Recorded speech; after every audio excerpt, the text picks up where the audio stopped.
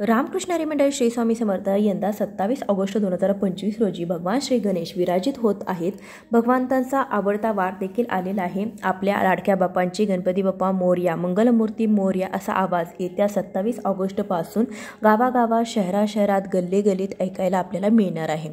यावर्षी 27 ऑगस्ट 2025 रोजी भगवान श्री गणेश विराजित होत असून आपल्या लाडक्या बाप्पांचा स्वागत करण्यासाठी सर्वजण हे उत्सुक आहेत। सर्वांच्या लाडक्या सुखकर्ता विघ्नहर्ता बाप्पांच्या स्वागतासाठी सर्वत्र लगबग सुरू झालेली आहे। श्री गणेशांची स्थापना व पूजन करताना काही गोष्टींकडे लक्ष देण्याची आवश्यकता आहे। श्री गणेशांची मूर्ती कशी असावी, गणपती बाप्पांची मूर्ती कोणत्या दिशेला ठेवावी, गणपतीला घरी आणताना कोणते नियम पाळावेत, गणपती घरी आल्यावर प्रथम काय करावे, अशा अनेक प्रश्नांची उत्तरे तुम्हाला या व्हिडिओतून मिळणार आहेत। त्यासाठी हा व्हिडिओ शेवटपर्यंत नक्की बघा। भगवान श्री गणेशांची मूर्ती आणण्यासाठी घराबाहेर पडताना डोक्यावरती टोपी घालून घराबाहेर पडावे। हिंदू संस्कृतीचा एक भाग हा आहे की कोणत्याही पाहुण्यांचे स्वागत करताना डोक्यावरती टोपी घालण्याची प्रथा आपल्याकडे प्राचीन काळापासून चालत आलेली आहे। बाप्पासारखा पाहुणा घरी येत असेल तर हा नियम आपल्याला पालन करणं आवश्यक आहे। गणपती बाप्पांना आणायला जात असताना सोबत तामण घेऊन जावा, त्यानंतर त्यामध्ये जानवं घेऊन जावा, अक्षदा, घंटी, पांढरा मोठा रुमाल, गुलाल घेऊन जरूर जावे। गणपतीचे आसन तयार करून जावे म्हणजे धावपळ होत नाही। दुकानातून गणपती घरी घेऊन येताना त्या जागेवरती थोड्याशा अक्षदा ठेवाव्यात। अक्षदा या अखंड असतात आणि त्या भंग पावत नाहीत। गणपतीला जानवे घालावे। श्री गणेश मूर्ती कपड्याने झाकून घरी आणायची प्रथा ही आपल्याकडे आहे। मूर्ती अत्यंत आकर्षक व सुंदर असेल तर लोकांची वाईट दृष्टी त्याच्यावरती पडू शकते। आपल्या मूर्तीवरती अशा कोणत्याही नकारात्मक प्रभाव पडू नये हा त्यामागचा उद्देश असतो। गणपती बाप्पांचे तोंड समोर करून हातामध्ये घेऊन यावे।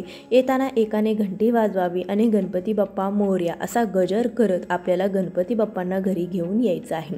गणपती धरणाऱ्या व्यक्तीने शक्यतो पायामध्ये चप्पल घालू नये।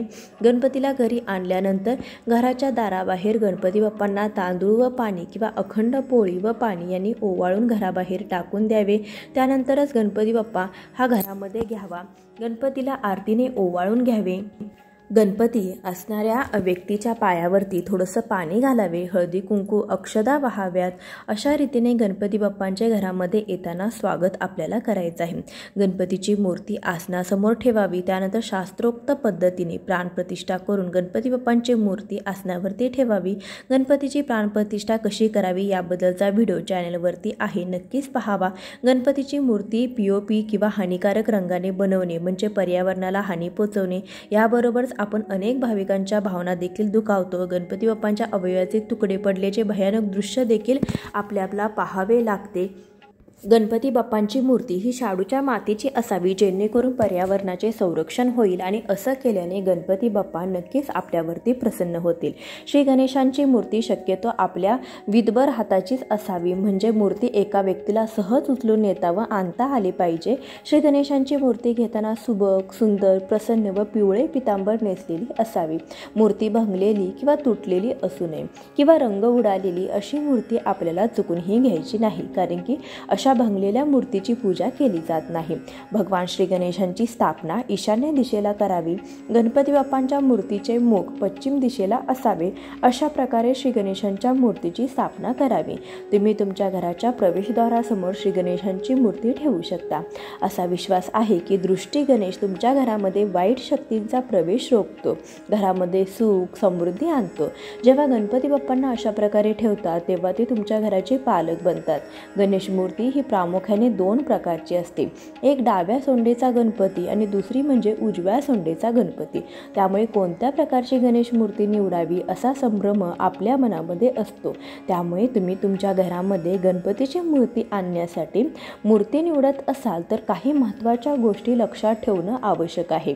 गणपती बाप्पांच्या मूर्तीची सोंड कधीही उजवीकडे नसावी। उजव्या सोंडेच्या गणपतीला विशेष लक्ष द्यावं लागतं, त्याला फार सोहळ्याची गरज असते। एवढे सोहळे करणे घरामध्ये शक्य होत नाही, अवघड असते। त्यामुळे उजव्या सोंडेचा गणपती हा शक्यतो मंदिरामध्येच आपल्याला पाहायला मिळतो।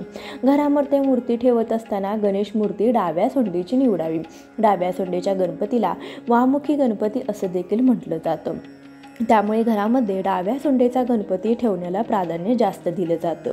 या गणपतीची नित्यनेमाने पूजा करावी। बरेच जण गरुडावरती बसलेले, स्नेह, वाघ, बैल, हत्ती असे वाहन असलेली किंवा उभी असलेली अशी कोणत्या तरी देवांच्या खांद्यावरती बसलेली किंवा हातावर बसलेली अशी मूर्ती श्री गणेश उत्सवासाठी निवडतात.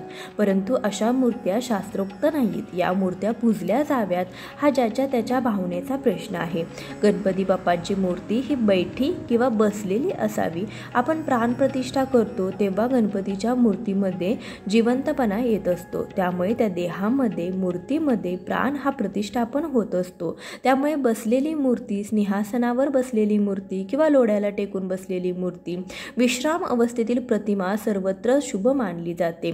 साप, गरुड, मासा किंवा युद्ध करणारी मूर्ती किंवा चित्र विचित्र अवस्थेतील गणपती बाप्पांची मूर्ती कधीही घेऊ नये. शिवपार्वतीच्या मांडीवर बसलेली गणपती तर मुळीच घेऊ नये. कारण की शिवपार्वतीची पूजा ही लिंग स्वरूपामध्ये केली जाते. शिवपार्वतीची पूजा घरामध्ये केली जात नाही. शास्त्रामध्ये मूर्ती निषिद्ध आहे.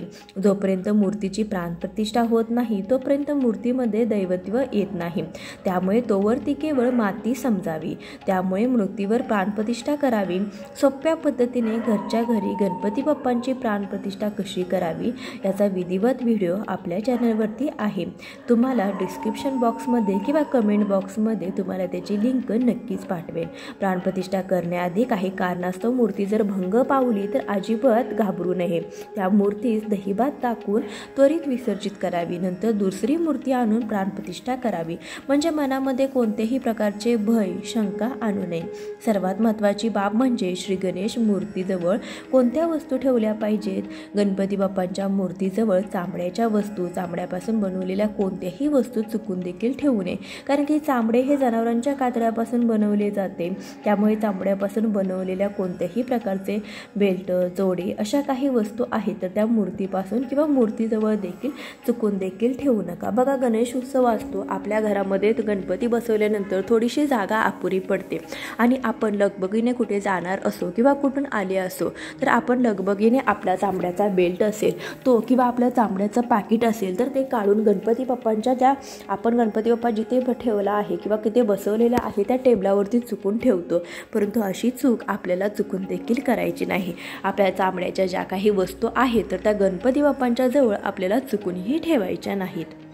गणेश उत्सवाच्या दरम्यान आपल्याला कुटुंबामध्ये किंवा नातेवाईकांमधील एखादा जर व्यक्तीचा आकस्मिक मृत्यू झाला तर घाबरून न जाता शेजारील व्यक्ती गणपती बाप्पांची आरती करून घ्यावी, नैवेद्य दाखवून घ्यावा. विसर्जनाची घाई करू नये. गणपती बाप्पांची प्राणप्रतिष्ठा झाल्यानंतर घरामध्ये वादविवाद, कलह होणार नाही याची दक्षता आपण घ्यायची आहे. घरामध्ये नॉनव्हेज म्हणजे मांसाहार, मद्यपान करू नये किंवा खाऊ नये. गणपती बाप्पांना दररोज भाजी भाकरीचा नैवेद्य दाखवला तरी देखील चालतो. दही साखर किंवा साखर भात किंवा तुम्ही सर्वोत्तम नैवेद्य मानला जातो. तुम्ही साखर देखील दाखवू शकता, खडी साखर दाखवू शकता. गणपती बाप्पांचे विसर्जन करताना टाळ्याच्या गजरामध्ये गणपती बाप्पा मोरया, पुढच्या वर्षी लवकर या असा गजर करत गणपती बाप्पांना निरोप द्यावा. भाद्रपद महिन्यातील गणेश चतुर्थीपासून गणेश उत्सव साजरा केला जातो. गणपती बाप्पांचं आगमन होतं आणि अनंत चतुर्दशीला गणपती बाप्पांचे विसर्जन केलं जातं. प्रत्येक महिन्याच्या कृष्ण पक्ष चतुर्थीला भगवान गणेशांची पूजा केली जाते. परंतु भाद्रपद महिन्यातील कृष्ण पक्ष चतुर्थीचं महत्त्व हे पौराणिक मान्यतेनुसार सर्वात खास मानलं जातं. गणेश चतुर्थी या दिवशी घरोघरी बाप्पांचं आगमन होत असतं. पंचांगानुसार 2025 गणेश चतुर्थी ही 27 ऑगस्ट बुधवार रोजी आहे आणि या दिवशी गणपतीचा पूजण्याचा जो शुभ मुहूर्त आहे तर तो सकाळी 11:05 ते दुपारी 1:40 असा आहे. तर या 2 तास 34 मिनिटांमध्ये तुम्ही गणपती बाप्पांची स्थापना आपल्या घरामध्ये करू शकता. जर तुम्ही गणपतीचं आगमन घरामध्ये करणार असाल तर गणपतीच्या मूर्तीसमोर रोज सकाळ संध्याकाळ दिवा लावावा. तसेच गणपती बाप्पांची मनोभावे पूजा करावी. गणपती बाप्पांची आरती करावी. गणपती बाप्पांना दुर्वा, त्यानंतर ताजी फुले अर्पण करावीत. 21 दुर्वा म्हणजे एका दुर्व्याला 3 काड्या याव्यात, अशी 3 पानं यावेत, अशी आपल्याला 21 दुर्वाची जुडी गणपती बाप्पांना रोज अर्पण करायची आहे. याशिवाय आघाडा देखील गणपती बाप्पांना अर्पण केला जातो. गणपती जितके दिवस तुमच्या घरामध्ये विराजमान आहेत तर तितके दिवस तुम्हाला कमीत कमी 3 वेळा गणपती बाप्पांना प्रसाद चढवायचा आहे। लाडक्या बाप्पा जितके दिवस तुमच्या घरामध्ये आहे त्या दिवसांमध्ये घरामध्ये सात्विक भोजन तयार करा। गणेश चतुर्थीच्या दिवशी गणपतीची मनोभावे पूजा करा। गणरायासाठी आपण या दिवशी 21 मोदकांचा नैवेद्य दाखवायला विसरायचं नाही। जोपर्यंत गणपती बाप्पा घरामध्ये आहेत तोपर्यंत घराची स्वच्छता आणि पवित्रता ही जपून ठेवावी याची काळजी आपल्याला अवश्य घ्यायची आहे। गणपती बाप्पा घरामध्ये असताना आपल्या घरातील वातावरण हे प्रसन्न आणि धार्मिक ठेवण्याचा प्रयत्न करा। घरामध्ये जेवण बनवताना मांसाहार अजिबात बनवायचा नाही। गणेश उत्सवादरम्यान या काही नियमांचं पालन आपण अवश्य करायचं आहे। व्हिडिओमध्ये बरीचशी माहिती देण्याचा प्रयत्न केलेला आहे। व्हिडिओ जर तुम्हाला आवडला असेल तर नक्कीच व्हिडिओला एक लाईक करा आणि जास्तीत जास्त लोकांपर्यंत शेअर करा। चॅनलवरती नवीन असाल तर सबस्क्राईब करायला विसरू नका। भेटूया अशाच एखाद्या ज्ञानवर्धक व्हिडिओसोबत, तोपर्यंत गणपती बाप्पा मोरया।